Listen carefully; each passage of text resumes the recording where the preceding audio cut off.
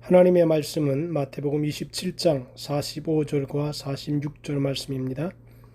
제6시로부터 온 땅에 어둠이 임하여 제9시까지 계속되더니 제9시쯤에 예수께서 크게 소리질러 이르시되 엘리 엘리 라마 사박다니 하시니 이는 곧 나의 하나님 나의 하나님 어찌하여 나를 버리셨나이까 하는 뜻이라. 아멘. 이 시간에는 예수님이 마지막 가상 7원 중의 하나인 엘리 엘리 라마 사박단이라고 하는 말씀으로 말씀의 은혜를 나누겠습니다. 사람이 버림받는다는 것은 슬프고 괴로운 일입니다.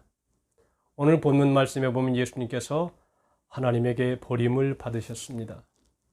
제6시로부터 온 땅에 어두움이 임하여 제9시까지 계속되었고 제9시쯤에 예수께서 크게 소리를 질러 이르시되 엘리 엘리 라마 사박다니 하시니 이는 곧 나의 하나님 나의 하나님 어찌하여 나를 버리셨나이까 하는 뜻이라고 했습니다. 이 말씀을 보면 어찌하여 나를 버리셨나이까 라고 했습니다. 예수님은 버림을 받으셨습니다. 하나님에게 또 사람들에게 버림을 받았습니다. 공관복음서에 보면 예수께서 사역하실 때 많은 사람들이 예수님을 따라다녔습니다. 사람들이 중풍병자를 메고 있을 때 너무 많아서 예수님 앞에 갈 수 없으니까 지붕을 뚫고 중풍병자를 예수님 앞으로 내려보낼 정도로 많은 사람이 예수님을 따라다녔습니다. 예수께서 오병이어의 기적을 행하실 때는 남자 5,000명이 그 자리에 앉아 있었습니다. 여자들과 아이들이 합하면 2만 명이 넘었을 것이라 그렇게 봅니다.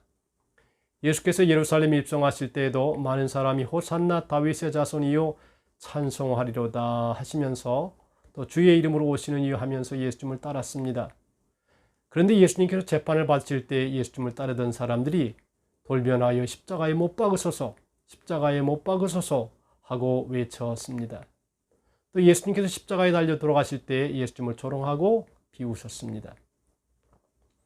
예수님은 사람들에게 철저하게 버림을 받으셨습니다. 예수님은 제자들에게 버림을 받으셨고 그 제자라고 하는 것이 예수님의 부르심을 받은 사람들입니다. 예수님의 공생애 동안에 밤낮으로 동고동락하던 사람들이었습니다. 주는 그리스도시요 살아계신 하나님의 아들입니다라고 신앙 고백했던 사람이 있습니다.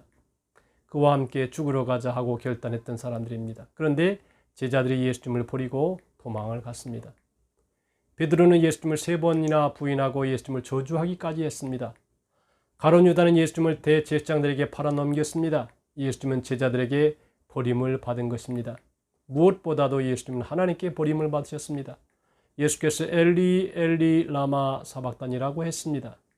여기서 엘리 엘리는 나의 하나님 나의 하나님이라는 뜻입니다. 예수님은 하나님께 버림을 받으셨습니다. 예수님께서 하나님께 버림을 받으신 것은 우리의 죄 때문입니다. 우리의 죄값을 치르기 위해서입니다.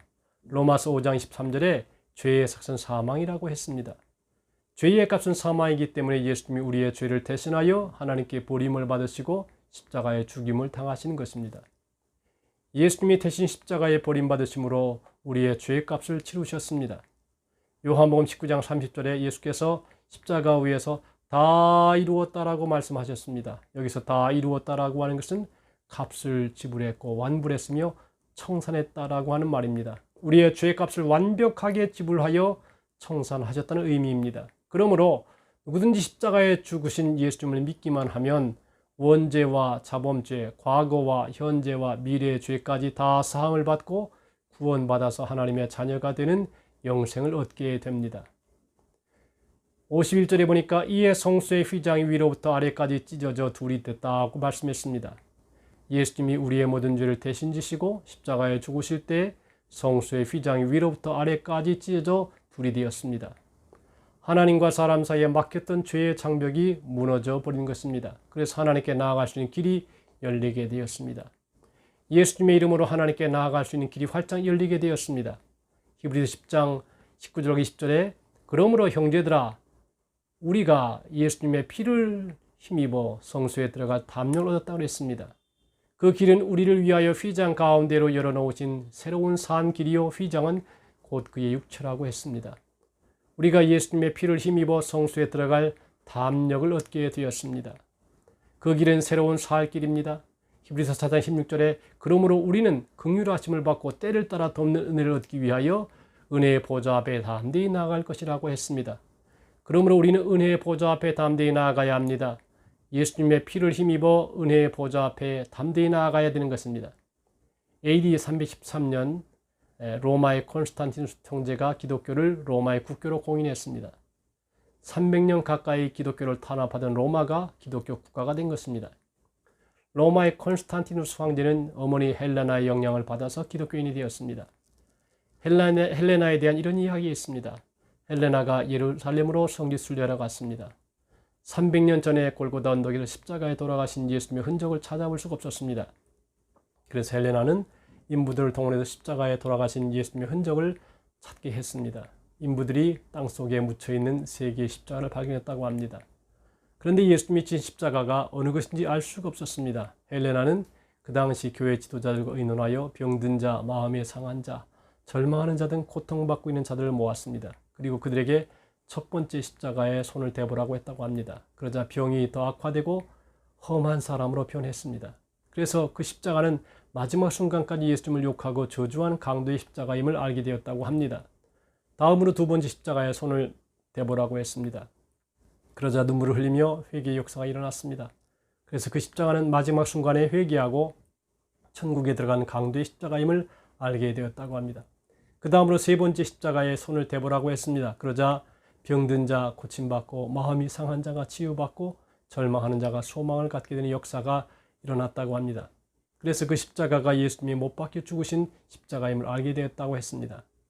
성경에 기록된 이야기는 아닙니다. 그런데 분명한 것은 예수님이 지시고 죽으신 십자가는 능력의 십자가입니다. 예수님이 우리의 모든 죄와 허물을 인생의 문제를 지시고 십자가에 버림받으심으로 값을 지불 완료하셨기 때문입니다. 그러므로 예수님의 피를 힘입어 예수님의 이름으로 은혜의 보좌 앞에 담대히 나아가서 하나님의 긍휼하심을 받고 때를 따라 돕는 은혜를 받으며 사는 복된 성도가 다 되시기를 주님의 이름으로 축복합니다. 할렐루야.